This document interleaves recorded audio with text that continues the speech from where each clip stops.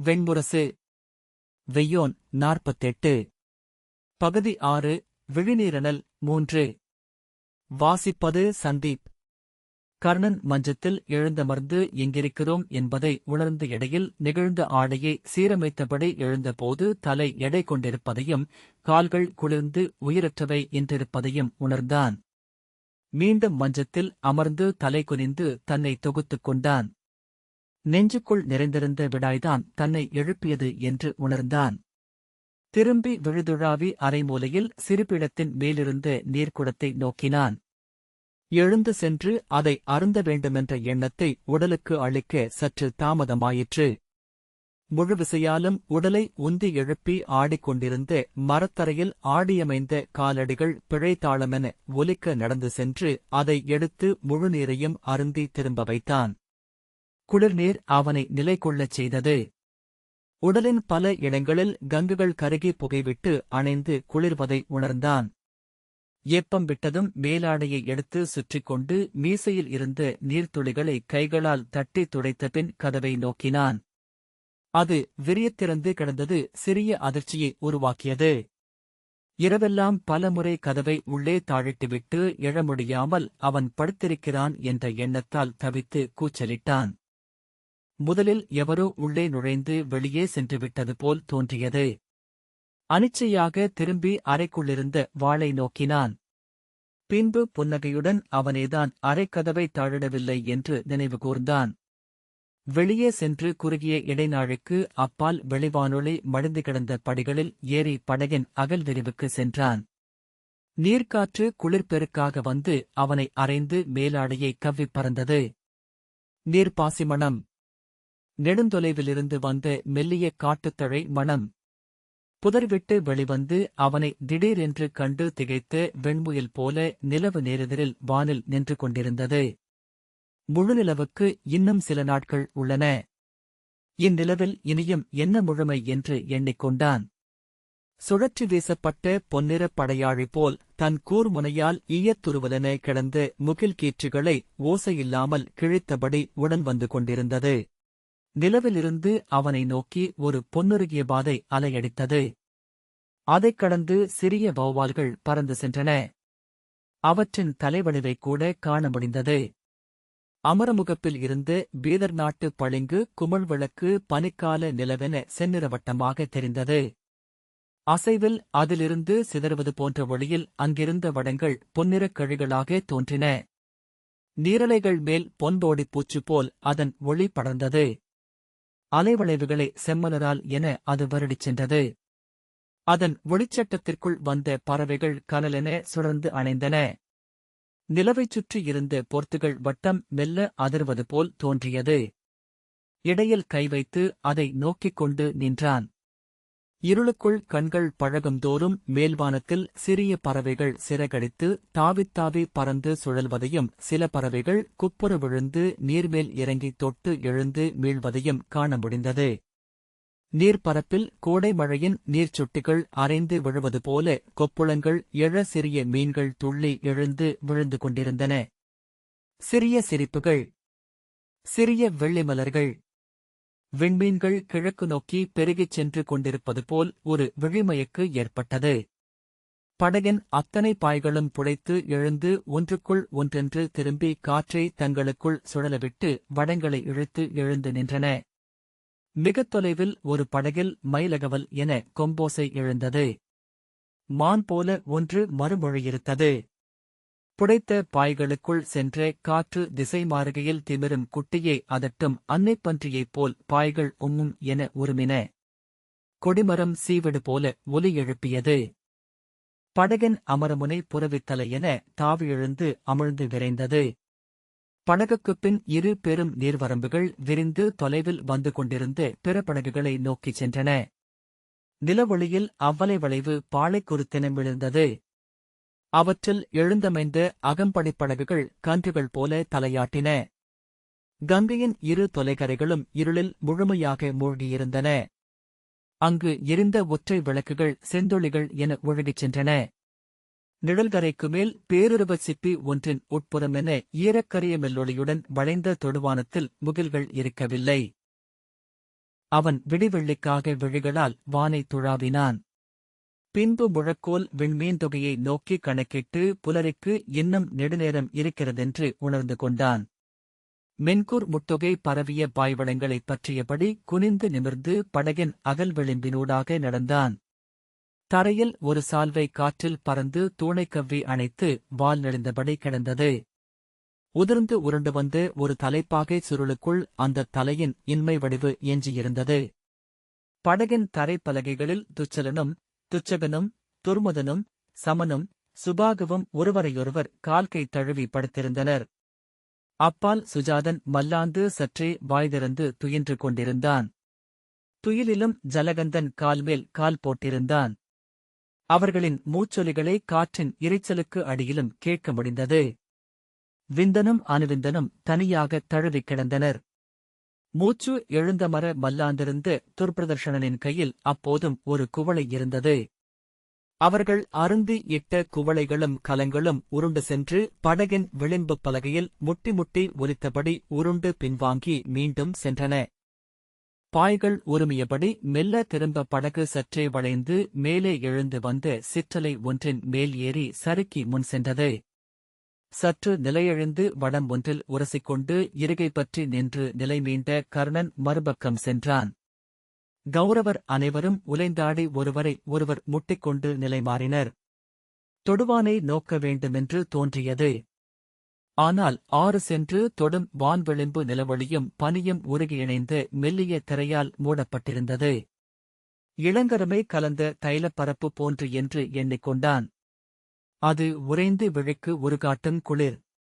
அங்கிருந்துதான் தன்காற்று ஊறிப் பெருகி வருகிறது போலும்.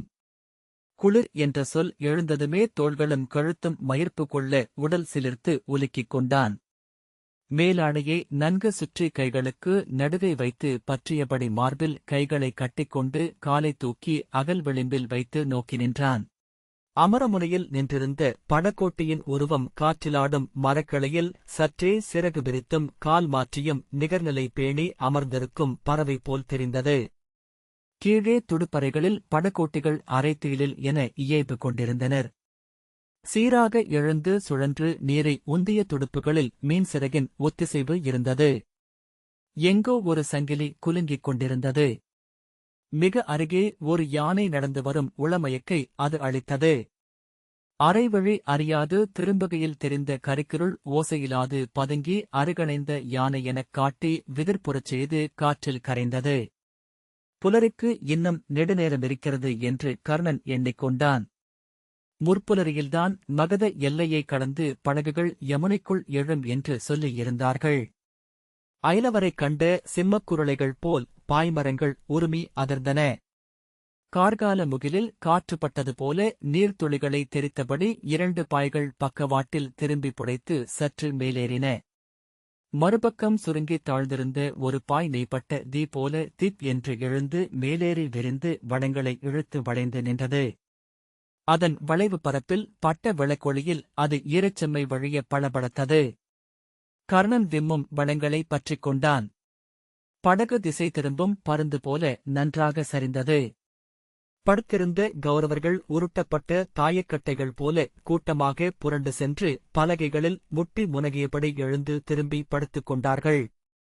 படகின் அமரமுனை பள்ளம் கண்டு விருண்ட பாய்ப்புரவி போல் எழுந்து எதிரே வந்த பேரலை ஒன்றின் மேலேறி குப்புற விழுந்து அடுத்த பேரலை மீதேறி மீண்டும் விழுந்தது.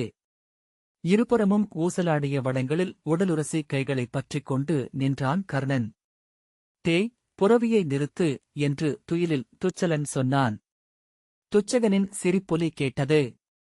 சப்பு கொட்டிக் கொண்டு அவன் திரும்பிப் படுத்து உடலை ஒடுக்கினான். கர்ணன் திரும்பி அவர்கள் தழுவிக்கொண்டு துயில்வதைப் பார்த்தபின் புன்னகையுடன் எதிரே இருளுருகி அலையெடுத்து வந்த நீர்ப்பெருக்கை பார்த்தான். அதில் பெரிய மரத்தடிகள் எழுந்தமைந்து சென்று கொண்டிருந்தன. படகு யமுனைக்குள் நுழைகிறது என்று தெரிந்தது. கூர்ந்தபோது சற்றே புளித்த சேற்று நீர் மணத்தது. எதிரே வந்த படகுகள் மிக விலகி பாய்தாழ்த்தி அலைகளில் எழுந்தமைந்து நீர்வழிக்குள் புகுந்தன. ஒரு படகு சங்கொலி எழுப்ப அவர்களின் முதற்காவல் படகு மறுமொழி சொன்னது. நெடுந்தொலைவில் மகதத்தின் காவல் மாடத்தின் எரியம்பு ஒன்று வானில் எழுந்து அணைந்தது. அஸ்தினபுரியின் காவல் படகிலிருந்து எரியம்பொன்று எழுந்து அணைய மீண்டும் அங்கிருந்து ஒரு வினா எழுந்தது. அதன் மறுமொழி காவல் படகிலிருந்து எரிந்து அணைந்ததும் மகதத்தின் காவல் முரசு இருளுக்குள் நின்றிருக்கும் களிரென உருமி அவர்கள் செல்ல ஒப்புதல் அளித்தது. காவல் படகு களிப்பந்து கைகளுக்கு மேல் என கங்கையால் எதிரே தள்ளப்பட்ட யமுனை நீரின் பேரலைகளில் எழுந்து ஆடி மறுபக்கம் சென்று மூழ்கியதைப் போல் மறைய அதன் கொடிமரத்தின் உச்சியில் பறந்த அமுதகலச கொடி மட்டும் நீருக்கு மேல் பிடிபட்ட மீனென துள்ளியது. மீண்டும் அப்படகு எழுந்து நீர்ப்பாறை ஒன்றின் உச்சியில் அடிவிளிம்பு தெரிய நின்று அப்பால் விழுந்து மறைந்தது. இருபுறமும் மரங்கள் நிழல்குவைகளெனச் செறிந்த கரைகள் வருவதை கர்ணன் கண்டான். யமுனையின் நீர்ப்பரப்பு வாந்ததம்பிய நிலவொளியிலும் இருண்டிருந்தது. கங்கையை விட குளிர் கொண்டிருந்தது. கரையின் இருபுறத்திலுமிருந்து ஓசைகள் வந்து செவிகளை வருடி விளையாடின. பேச்சொலிகளின் சிதறல்கள், உலோக ஒலிகள். விழித்தெழுந்த போது கரைகளில் கூட்டம் கூட்டமாக மக்கள் சென்று கொண்டிருந்ததை காண முடிந்தது. இலைநிழல் அசைவுகளுடன் இருளுக்குள் ஒரு சிற்றோடை செல்வது போல. அவன் மேலும் குனிந்து அவர்களை நோக்கினான். சிலர் ஏந்தியிருந்த பந்தங்கள் செந்நிற ஒளி சிந்தி அவ்வட்டத்திற்குள் மிதக்கும் தலைப்பாகைகளையும் அலைக்கும் ஆடை வண்ணங்களையும் ஆடிச் சென்ற பொதிகளையும் காட்டின. வண்டி மணிகளும் சகடங்கள் குடங்களில் அடிபடும் ஓசையும் மாடுகளின் குளம்புகள் மண்ணை மிதித்துச் செல்லும் ஓசையும் கலந்து சிதறி அலைத்துமிகளுடன் இணைந்து வந்து அவன் மேல் பழிந்து சென்றன. யமுனையின் இரு கரைகளுமே அகன்ற சாலைகளாக மாற்றப்பட்டிருந்தன. அவற்றில் வண்டிகளும் அத்திரிகளும் புறவிகளும் அவற்றைச் சூழ்ந்த மானுடத்திரளும் சென்று கொண்டிருந்தன. கயிற்றைப் பற்றிக் கொண்டு நிமிர்ந்து நோக்கியபோது பந்தங்களின் ஒளி நெடுந்தொலைவு வரை செம்மணிகளாக திரண்டு ஓர் மாலை என யமுனையின் இருகரைகளையும் வகுத்துச் செல்வது தெரிந்தது. நெடுந்தொலைவில் அவ்விரு ஒளிச்சரடுகளும் வளைந்து ஒன்றையொன்று தொட்டு கரிய வானில் புதைந்தன. இருபுறத்து மக்களும் ஒரே திசை நோக்கித்தான் சென்று கொண்டிருந்தனர். அனைவருமே இந்திரபிரஸ்தத்திற்குத்தான் செல்கின்றனர் என்று தெரிந்தது. விழவு கூடுவதற்கா இத்தனை மக்கள் பெருக்கு என்று அவன் எண்ணினான். மீண்டும் ஓர் அலையில் மேலெழுந்து நெடுந்தொலைவுக்கு நோக்க முடிந்தபோது மாட்டு வண்டியொன்றின் பின்னால் கட்டிய பந்த வெளிச்சத்தில் சென்ற மக்கள் பொதிகளையும் தோள் சுமைகளையும் தலைச்சுமைகளையும் மைந்தர்களையும் ஏந்தி சென்று கொண்டிருப்பதைக் கண்டான். அவர்கள் அங்கு குடியேறத்தான் செல்கிறார்கள் என்று எண்ணிக்கொண்டான். துவாரகை போல பெருவாயிலொன்றை இந்திரபிரஸ்தமும் விரித்திருக்கும். இன்னும் 10 ஆண்டுகளுக்கு அங்கு சுங்கம் இல்லை என்று அறிவிக்கப்பட்டுள்ளது. அங்கு வாழும் எவரிடமும் திரையோ வாரமோ கொள்ளப்பட மாட்டாது என்று யாதவ சிற்றூர்கள் அனைத்திலும் முரசறையப்பட்டுள்ளது. இங்குள்ள ஒவ்வொருவரும் தேடுவது அதைத்தான் போலும். கொள்வது இன்றி கொடுப்பதை மட்டுமே அறிந்த ஓர் அரசரை. செங்கதிர் விரித்து வானிலெழும் சூரியன் கூட மண்ணிலிருந்து எடுத்தவற்றையே திருப்பி அளிக்கிறான் என்று அவர்கள் அறிந்திருப்பதில்லை. கொடை கொடை என இவர்களின் குரல்கள் கூவுவதனைத்தும் இன்னும் இன்னும் என்று உள்ளம் கொள்ளும் மிகை விளைவு மட்டும்தான். ஆற்றணைவின் அலைகளைக் கடந்ததும் படகு சீரமைந்தது. இருபுறங்களிலும் சுழிகளும் தனியொழுக்கும் இருந்தாலும் யமுனையின் நடுப்பெருக்கு நேரான விரைவற்ற வரவாக இருந்தது. அனைத்து பாய்களையும் விரித்து ஒன்றுடன் ஒன்று இயையும்படி குவித்தபோது காற்று நீர்ப்பெருக்கின் எதிராக படகை தூக்கிச் சென்றது. சிறகு விரித்து பெருங்கழுகொன்றின் கால்களில் இருக்கும் மீன் என மெல்ல வாலசைத்து சிறகுகளை துழாவியபடி நீரை தொட்டதோ வருடியதோ என்பது போல் சென்றது படகு. எதிரே பாய்களை சுருக்கியபடி கிளையமரச் செல்லும் கொக்குகள் போல சென்றன கங்கை நோக்கிய படகுகள். அவற்றின் நடுவே மிகச்சிறிய அசைவுகளென கடந்து சென்ற கொதும்பு வெள்ளங்களை விழிகளை இயல்பாக திருப்பிய போதுதான் கர்ணன் கண்டான். தொலைவில் அவை மரக்கட்டைகள் மிதந்து வருபவை போல் தோன்றின. முதலைகளோ என்று உள்ளம் விருண்ட மறுகணம் கண்டறிந்து அவை ஒற்றைமரக் குடைவுகள் என்று அறிந்தான். அவற்றை பழங்குடிகள் மட்டுமே செய்வார்கள். கயிறை பற்றிக் கொண்டு நன்கு குனிந்து இருளுக்குள் ஓசையின்றி சென்று கொண்டிருந்த அப்படகுகளை பார்த்தான். 5 வாரை வரை நீளமும் ஒற்றை ஆள் உடல் குறுக்கி அமர்ந்திருக்கும் அகலமும் கொண்ட நீள்படகுகள். கொதும்பு வடிவில் உடல் நீண்டு காக்கையலகு போல மூக்கு கூர்ந்தவை. ஒற்றையாடை அணிந்த பெண்கள் குழந்தைகளை நெஞ்சுடன் அணைத்து அமர்ந்திருக்க சிற்றுடல் கொண்ட ஆண்கள் தலைகளில் தலைக்குடை சூடி உடல் குறுக்கி அமர்ந்து இருகைகளாலும் துடுப்பிட்டனர். நீரொழுக்கே அவ்வள்ளங்களை கொண்டு செல்ல போதுமானதாக இருந்ததனால் துடுப்புகள் மிதப்பின் நிகர்நிலையை பேணவே பயன்பட்டன. அஸ்தனபுரியின் பெரும்படகின் எதிரலைகளில் எழுந்து நீர்வளைவில் சறுக்கி இறங்கி அதே விரைவில் மேலெழுந்து உச்சியில் மறுபக்கம் விழுந்து சென்ற வள்ளம் ஒன்றில் இருந்த குழந்தை வீரிட்டலறியபடி அன்னையை கட்டிக்கொண்டது. நிழலுருக்கள் என தெரிந்த அம்மக்களை மேலும் மேலும் விழிகூர்ந்து அவன் பார்த்தான். எந்த வள்ளத்திலும் விளக்கோ சுடரோ இருக்கவில்லை.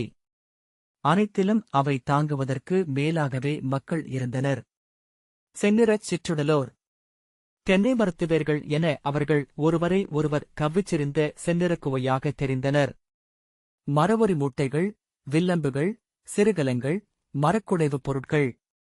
உடல்கவித் தொடங்கிய முதியவர்கள். மைந்தரை முலைகளுடன் சுற்றியணைத்துக் கொண்ட அன்னையர். உடலோடு ஒட்டி அஞ்சி இறுக குவிந்து கொண்ட விரல்களென தோன்றினர். மழைநீர் பரப்பில் உருளையென்றாகிச் செல்லும் மண்புழுக்கள். அவன் விழியகற்றி தன் உள்ளிருந்து ஒளி கொண்டு வந்து நோக்கியபோது நீர்ப்பரப்பெங்கும் பல நூறு சிறு வள்ளங்களைக் கண்டான். அலைகளில் அவை முதலைக் கன்றுகளின் திரளென வந்து கொண்டிருந்தன. கயிறுகளைப் பற்றியபடி அமரமுனைக்குச் சென்று அங்கு நின்றிருந்த படகோட்டியிடம், மச்சரே, யார் இவர்கள் என்றான். மச்சர், இவர்கள் நாகர்கள் என்றார். அவர்களின் நெற்றியில் நாகப்படக்கொந்தைகள் உள்ளன. கர்ணன் கூர்ந்து நோக்கிய பின், எங்கு செல்கிறார்கள்? ஏதேனும் விழவா என்றான். இல்லை, அனைவரும் அழுது கொண்டிருக்கிறார்கள் அரசே என்றார் மச்சர். திகைப்புடன், ஏன் என்றான் கர்ணன். அறியேன். ஆண்களும் பெண்களும் இணைந்து அழுதபடியே செல்கிறார்கள். சிலர் பின்னால் திரும்பி கைசுட்டி தீச்சொல்லிட்டபடி செல்வதையும் கண்டேன். கர்ணன் அவர்களை கூர்ந்து நோக்கி, சிறு செந்நிற உடல்கள் அன்று ஏதும் எனக்கு தெரியவில்லை என்றான். மச்சர், குகர்களின் கண்கள் இருளிலும் பார்ப்பவை என்றார். கர்ணன் அவர்களை நோக்கிக் கொண்டிருக்க, ஒவ்வொருவர் விழிகளிலும் வழியும் நீரை என்னால் பார்க்க முடிகிறது என்று படகோட்டி சொன்னார். அவர்கள் எங்கிருந்து வருகிறார்கள் என்றான் கர்ணன். இன்னும் 5 நாழிகைகளில் இந்திரபிரஸ்தம் வந்துவிடும். அந்நகரைச் சூழ்ந்துள்ள ஊர்களிலிருந்துதான் அவர்கள் செல்கிறார்கள். அவர்களின் படகுகளைப் பார்க்கையில் இல்லங்களின் பொருட்கள் அனைத்தையும் திரட்டிக் கொண்டு நகர் நீங்குகிறார்கள் என்று தோன்றுகிறது என்றார் மச்சர். அலைகளில் எழுந்து ஒரு வள்ளம் மிக அருகே வந்தது. அதன் முகப்பில் நாகத்தின் முகத்தை அவனால் காண முடிந்தது. அஸ்தனபுரியின் படகின் முகப்பிலிருந்த பெரிய பீதர் நாட்டுப் பளிங்கு விளக்கின் ஒளிக்கற்றை நீரலையை வருடிச் சென்ற கோட்டின் மேல் அந்தப் படகு ஒரு கணம் தோன்றி பற்றி எரிந்து இருளில் மூழ்கி அணைந்தது. அதில் மின்னலென ஒரு முதியவளின் முகம் சுழன்று சென்றது. கர்ணன் நெஞ்சு அதிர்ந்து சிற்றொலி ஒன்றை எழுப்பினான். சுருக்கங்கள் மண்டிய அவள் சிறு செம்முகத்தில் கண்ணீர் வழிந்திருந்தது. அவள் முகத்தை விழிகளின் அடியிலிருந்து மீட்டு எடுத்தான். பிணைந்து நெளியும் கருநிறப் பாம்புக் குஞ்சுகள் போல நெய்பூசி சிறிதாக சுருட்டிக் கட்டப்பட்டிருந்த 100 குழல் பின்னல்கள் தோளில் கிடந்தன. நெற்றியில் நாகப்படத்தை பச்சை குத்தியிருந்தாள். நீர்வற்றிய சேற்றுக்குழி என சுருங்கி உள்ளடங்கிய சிறுவாயின் இதழ்கள் அசைய அவள் ஏதோ சொல்லிக் கொண்டிருந்தாள். அதில் ஒற்றைச் சொல் அவ்வழியில் மின்னிச் சென்றிருந்தது. அதை அவன் இடியோசை எனக் கேட்டான். கர்ணன் படகோட்டியிடம், மச்சரே, இப்படகில் இடரீட்டுப் படகுகள் உள்ளன அல்லவா என்றான். ஆம் அரசே, டக்கை மரப்படகுகள். நெடுந்தொலைவு செல்ல உதவாதவை. கரைவரை செல்ல முடியும் என்றார். 4 செல்லக்கூடியவை என்று சுட்டிக்காட்டினார். அதிலொன்றை நீரிலிறக்குங்கள் என்றான் கர்ணன். அரசே என்றார் மச்சர். இடருக்காக கைதடுத்து கர்ணன் உடனே என்று சொல்ல ஆணை என்று மச்சர் சொன்னார்.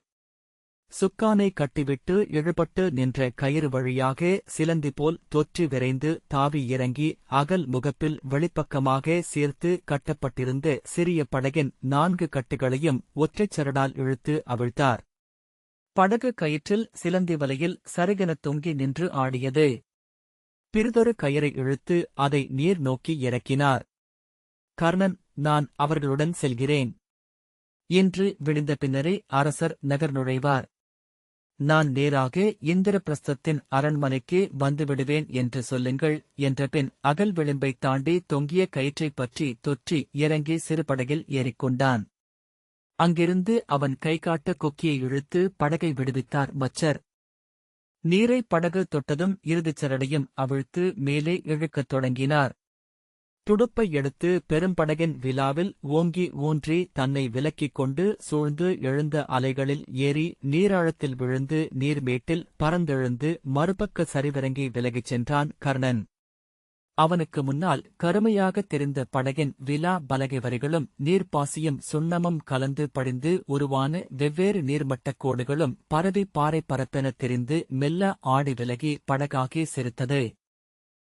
கர்ணன் அலைகளை அளாவியபடி இரு துடுப்புகளையும் ஊன்றி கைகளால் மையப் பொருத்தித் தரிப்பை இறுகப் பற்றி படகின் அலைக்கழுதலை நிலைகொள்ளச் செய்தான். அவனுக்கு இடப்பக்கம் பெருநிறைகளாக அஸ்தினபுரியின் கலங்கள் விளக்குகளின் செவ்வொளியில் பாய்கள் தழல்குவைகளென எழுந்து அசைய, உச்சியில் கொடிகள் துடிதுடிக்க, யானைக் கூட்டங்களென ஆடியாடி நிறைவகுத்து சென்று கொண்டிருந்தன. அவற்றில் ஒரு படகு யானைக்கன்று போல பிளிறியது.